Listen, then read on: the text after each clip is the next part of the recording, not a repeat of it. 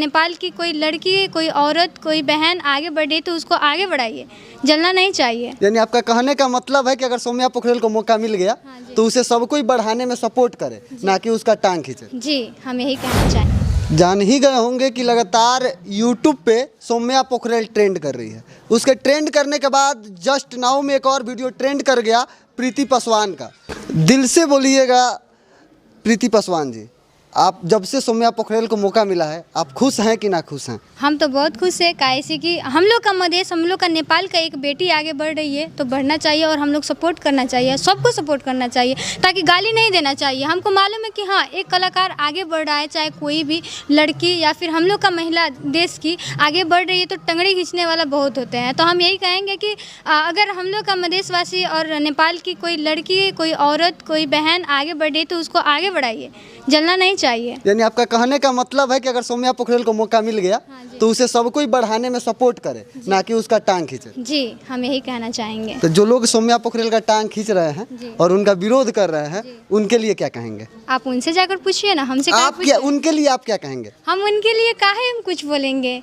जिसको अच्छा लग रहा है उसको अच्छा लग रहा है, जिसको नहीं लग रहा है उसको नहीं लग रहा है। आपको अच्छा लग रहा है कि नहीं? हमको अच्छा लग रहा है, बिल्कुल अच्छा। हम बात रही मेरी, तो मेरी कोई नाम रख के कोई करेगा तो हमको तो गुस्सा आएगा ही। अच्छा, किसी हर कलाकार को एक नज़र से देखना चाहिए, कोई बड़ा नहीं होता है, कोई छोटा नहीं होता है। अच्छा, आप पर्सनली सौम्या पोखरेल के साथ हैं? जी, सौम्या पोखरेल के साथ हैं आप? हम हमेशा साथ रहते हैं।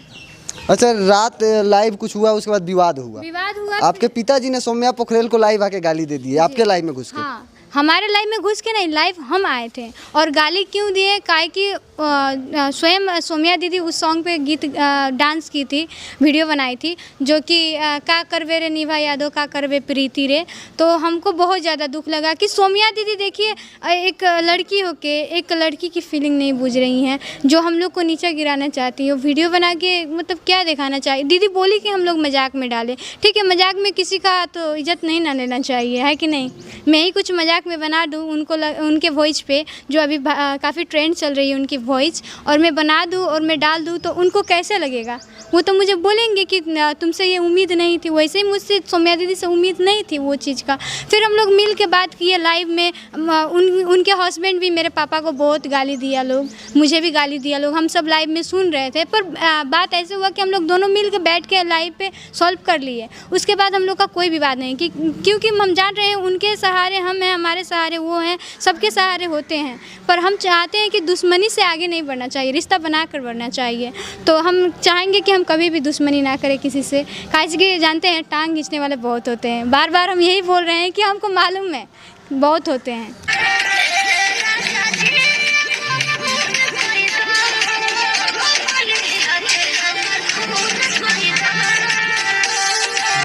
बहुत अच्छा, वाकई इस लड़की के अंदर टैलेंट है और इस टैलेंट को मौका मिलना चाहिए।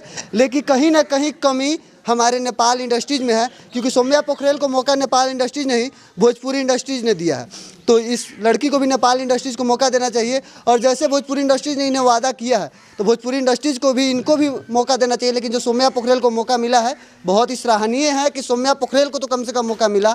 तो जो लोग ट्रोल कर रहे हैं, ट्रोल ना करें। प्रीति का भी कहना है कि हाँ, सौम्या को ट्रोल ना करे, उसका पैर ना खींचे, बल्कि उसका हाथ खींचे और सपोर्ट करे कि सौम्या तो आगे जाए। सौम्या जाएगी तो फिर हम लोग का भी नाम होगा, हम लोग भी बढ़ेंगे। तो प्रीति को भी मौका मिलना चाहिए, लेकिन सौम्या को मौका मिला है, ये भी काफ़ी सराहनीय है। और हमारे भोजपुरी इंडस्ट्रीज़ को भी बहुत बहुत बधाई। पर्सनली भोजपुरी इंडस्ट्रीज़ को क्या कहेंगे? यही कहना चाहेंगे कि अगर वो लोग सुन रहे हैं हमारे आवाज़ को, तो आप लोग कलाकार को अच्छे से देखकर चूज किया कीजिए, क्योंकि हम चाहते हैं कि हमारे जैसे कलाकार काफ़ी हैं हमारे नेपाल मधेश में, काफ़ी ज़्यादा सिंगर्स हैं, डांसर हैं, जो अभी आपके नेपाल के सारे सिंगर और डांसर को हमारा भोजपुरी इंडस्ट्री मौका नहीं दे पाएगा। ये जिम्मेवारी आपके नेपाल इंडस्ट्रीज की है। लेकिन जहाँ तक भोजपुरी इंडस्ट्री से हो पा रहा है वो दे रहा है।